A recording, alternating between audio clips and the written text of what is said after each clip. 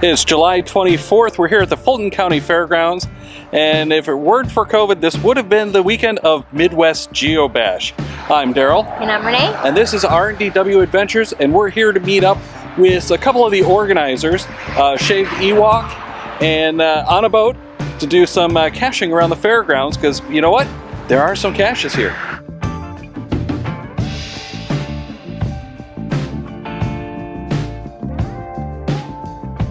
So we're taking a break from the caching to get some fair food, because weirdly enough, there's fair food at the bash that wasn't. MidWest GeoBash, not bash. Yeah. Midwest, not GeoBash. So we've got OnABoat and ShavedEwok, one of the best names in caching.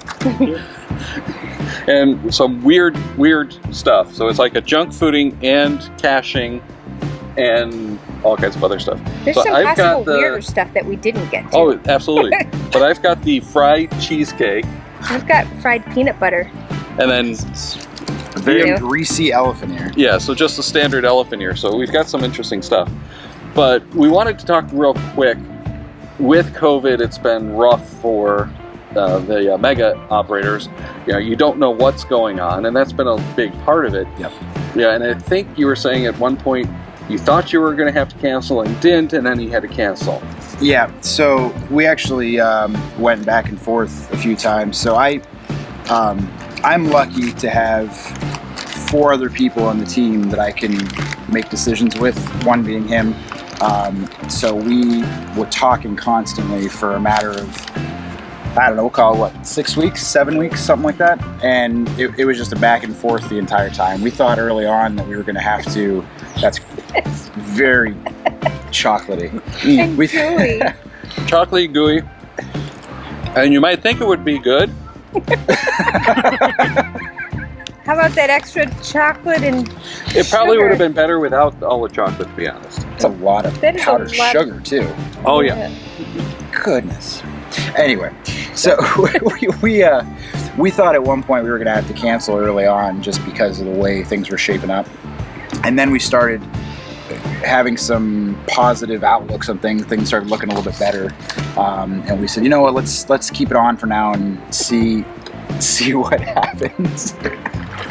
And then ultimately, you know, the decision was to cancel, which was tough. But given where we are now and the current requirements to wear masks and stay distanced and all that, and the gathering still being limited in Ohio to 10 people, there's no way it was going to be possible. So Yeah, 10 people does not a mega event. not quite. 10 people isn't even the staff of a mega event. Not quite.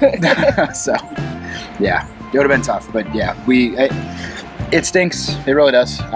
But you know, I think we've got a lot of good plans that we started for this year that we're still going to get to use next year, which we're excited for. So it'll be the same theme, and yeah, we're using the same theme again. A little bit of redesign of the merchandise just to change out the year on it and some stuff like that. But ultimately, it's going to be the same event that we were going to have this year. We're just going to have it next year, and now we got more time to plan for it, so it's going to be even cooler. So, and you got lucky in that the most of the merchandise, at least, was not actually ordered yet, so you didn't get stuck with a bunch of stuff that says 2020. Right. Yeah, that was actually probably. the shirt is pretty cool. Well, that was our promotional shirt that we made last year. So we actually made that Or the peanut butter. to wear at last year's event. Oh, to show off for this year. So we only made like, I think, about 20 of those shirts and handed them out to a couple of different people. But yeah, so the merchandise, we got kind of lucky to where we were able to get out of the orders at like the absolute last minute, right before they went into production on most of the stuff, and we didn't get stuck with a bunch of stuff that said 2020 on it. That's good. Yeah, there's some stuff that we did end up getting that we're going to be okay with, but I think for the most part we got pretty lucky with that. We have a good relationship with our vendors, and they really helped us out a ton, which was helpful. Really good. So yeah. Well, it's obviously something out of your control. Right. Yeah, and that was actually the hardest part the entire time with the go or not go situation, was trying to figure out and stay in touch with all those vendors and all the other partners that we work with throughout the year, and they were all awesome which is like the best thing I could ever ask for. You know what I mean? But it was just so many conversations all the time of like, how's this going? Like, are we gonna buy this? Should we not buy this? Should we wait? Should we do this? And then, yeah, I don't know. I at least have a little bit less stress now. That's good. We're at least like, we got to do some caching a couple weekends ago, kind of relax a little Right. bit. And this is the nice thing is the caches were already out. Yeah. So now you guys don't have to work and you can actually find the caches. Exactly. Right. Yeah. So how did it work? It's your with, first bash in a while that you actually get to attend, essentially. Yeah. Very true. Yes. How did it work with people that, I mean, because he did it and I don't even know, the people who paid for the packages? Yeah. Did you offer to like refund or to save it till next year or Both. both? Yeah. Okay. So we basically created a form online. It was a Google form thing that people could fill out and basically indicate how they wanted their order to be handled. They could either tell us to keep it, and we would keep it on record for next year. Basically, they're already paid for, they're good to go. Or if they wanted a refund because they were either concerned they wouldn't be able to attend next year, or they just wanted their money back, they can get their money back. So worked the same way with camping. So anybody that purchased our campsites or anything like that, they could keep their campsite reservation in place, or they could have it refunded. Same thing with the maze merchandise, all of that stuff is all handled that way. So, and we had a lot of good feedback about that. We had a lot of people that said, like, I'm so glad I don't have to, like, swap money back and forth, pay, unpay, pay, unpay, you know. Right. So, well, and speaking of the maze, you guys got lucky with that one that now you are going to get that back. Yes. And there was a little bit of a concern over that. Yes, for sure. So that was my biggest worry, actually, because for your viewers that don't know, that was actually, the maze is a partnership between the Texas Geocaching Association and Geocaching Headquarters, with the Texas Geocaching Association being the caretakers, the transporters or whatever at the maze, and they handle all of that with HQ. So the original plan to get the maze here fell within the window that Texas had the agreement with HQ to be able to do the maze. Next year's event, we were concerned maybe outside of that, and through a bunch of conversations with Texas, there's a bunch of really good people there.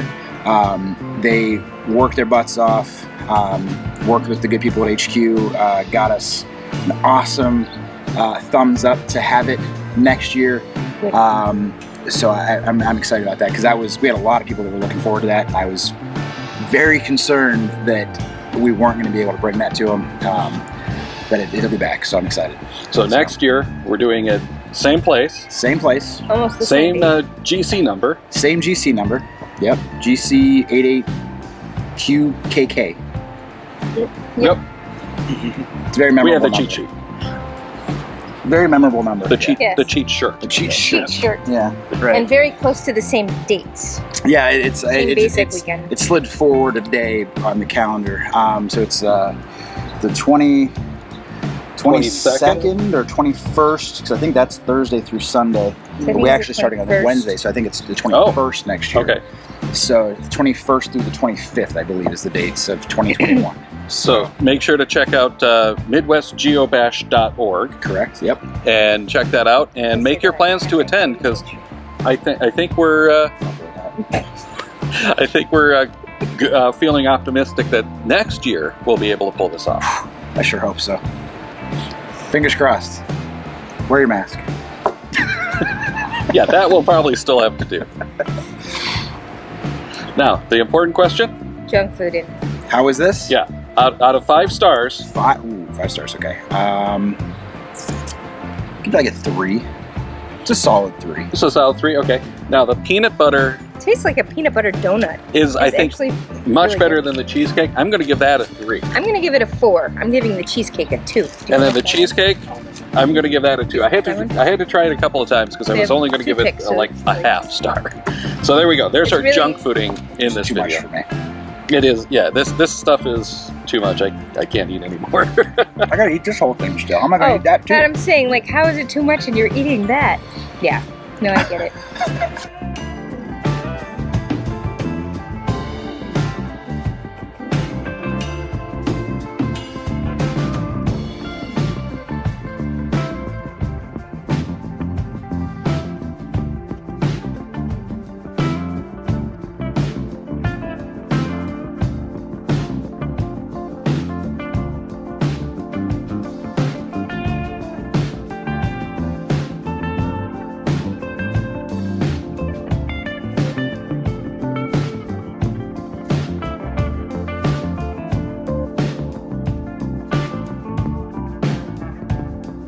So in all, we got about a dozen caches. A lot of fun again, as always. Always. And you know what? This is the bash that wasn't, but it's kind of like a more personal, more intimate bash because we got to spend some time caching with some of our friends.